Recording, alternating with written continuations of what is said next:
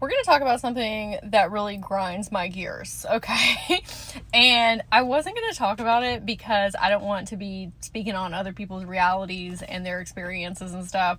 But I was listening to this podcast this morning, and the woman was talking about consciousness, and she was like, I just always ask myself, am I doing this out of fear or am I doing this out of love for any action, decision, whatever? And I literally just asked myself that, and I was like, I'm doing it out of love and because I want people to be okay. So we're going to talk about it, and it's going to be controversial, but it's fine. Okay. So when I see other people doing yes and no readings, something about that does not sit right with my soul. Because as an Akashic record reader and somebody who works in people's soul contracts, that is not how it works at all.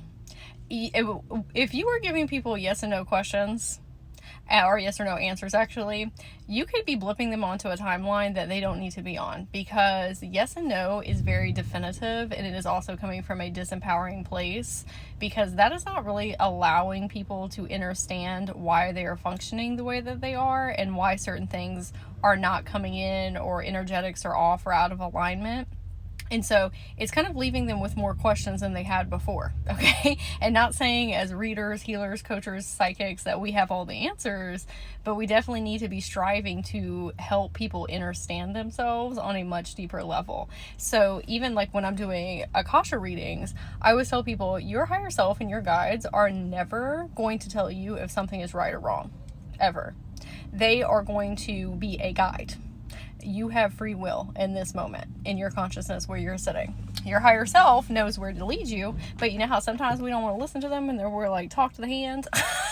That's because you can shift the dynamics within your soul contract or where you're headed at any moment in time. There is nothing that is quote unquote set in stone. If somebody's coming in, they're saying like, oh, well, should I make this major life decision? And we're giving them a yes or no.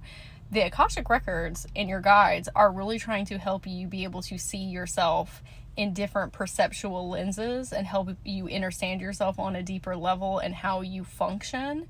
And so they're going to ask you how, why, and what questions for you to go on a self-discovery journey and listen to your intuition and discernment, and then you choose what you think is the best path forward. We could say too, like, if somebody's coming to somebody for a yes or no question, like maybe that's part of their karmic path, of their karmic lesson that they need to learn, that it doesn't work like that, right? So even in that, there's a lesson.